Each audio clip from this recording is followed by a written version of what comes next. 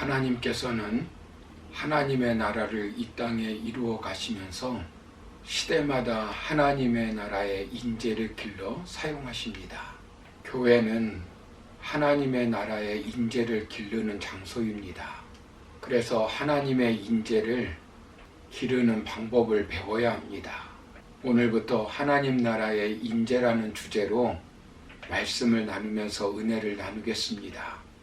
오늘 본문을 보시면 다니엘이라고 하는 한 시대의 인재를 기르시는 하나님의 모습이 나와 있습니다. 그렇다면 하나님은 다니엘을 어떻게 하나님 나라의 인재로 기르고 있습니까? 오늘 먼저 살펴볼 것은 하나님은 은혜로 다니엘을 선택하여 하나님 나라의 인재로 기르십니다. 사람들은 인재를 쓰기 위해 어떤 조건을 갖춘 사람을 선택하여 기릅니다.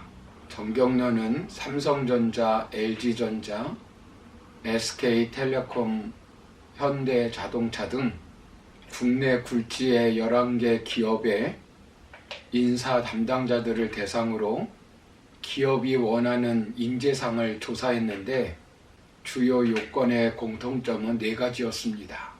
첫 번째는 개인 역량, 둘째는 국제 감각, 세 번째는 원만한 인간관계, 네 번째는 올바른 가치관을 말하고 있습니다. 사람들은 어떤 조건을 갖춘 사람을 인재로 기릅니다. 어떤 조건을 갖춘 사람을 선택하여 쓰는 것입니다. 면접할 때도 인공지능이라는 도구만 달라졌을 뿐이지 다 시대에 맞는 인재를 뽑기 위해 조건을 다르게 주고 정확성과 객관성을 높일 뿐이지 시력과 시야를 가진 남이 보지 못하는 것을 볼 수 있는 사람을 뽑는 것입니다. 그러나 하나님의 방법은 조금 다릅니다. 하나님의 인재를 택하는 방법에 대하여 성경은 이렇게 말하고 있습니다.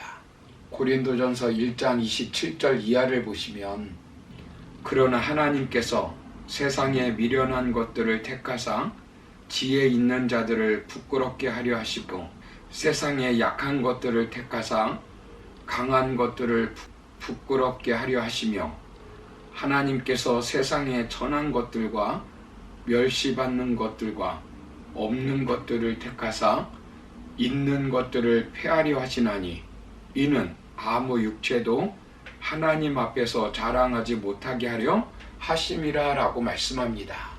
이것이 바로 하나님께서 시대마다 인재를 기르는 방법 중에 하나님의 나라 인재를 선택하는 방법입니다. 하나님은 인재를 기르기 위해 먼저 선택을 하는데 하나님의 은혜에 의해 선택하는 것입니다.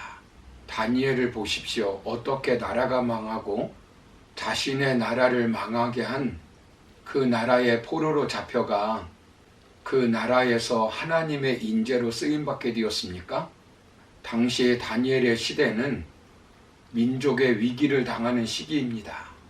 유다 민족이 바벨론 나라에 전쟁의 패함으로 나라가 없어지는 때입니다. 이때 전쟁으로 인하여 무수히 많은 사람이 죽었습니다. 이때 다니엘과 세 친구는 1차 포로로 잡혀간 사람들입니다. 고향을 떠나고 부모를 떠나서 처절한 포로 생활을 한다는 것이 저주스러웠을 텐데 오히려 이렇게 포로로 잡혀간 것이 하나님의 특별한 은혜였습니다. 당시 최강국인 바벨론의 나라에서 교육을 받게 하여 한 시대 하나님의 사람 인재로 사용하기 위한 하나님의 특별한 선택의 은혜입니다. 다니엘서 1장 4절 5절을 보시면 유학비 하나 들이지 않고 최고의 학문을 공부합니다. 그것도 왕궁에서 대접을 받으며 3년 동안 최고의 학문을 배우게 되었습니다. 이것은 사람들이 운이 좋아서 그렇게 되었다고 말합니다.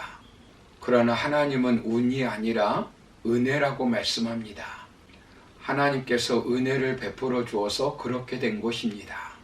본문 17절을 보시면 하나님이 이 네 소년에게 학문을 주시고 모든 서적을 깨닫게 하시고 지혜를 주셨으니 다니엘은 또 모든 환상과 꿈을 깨달아 알더라라고 말씀합니다. 다니엘이 그렇게 교육을 받아 최고의 지식을 얻고 모든 학문과 재주에 명철하게 된 것은 누구 때문입니까? 하나님입니다. 이것이 바로 은혜입니다. 하나님께서는 시대마다 인재를 길러 쓰십니다. 인재를 기를 때 어떤 조건이 아니라 순전히 하나님께서 은혜를 베풀어 쓰십니다.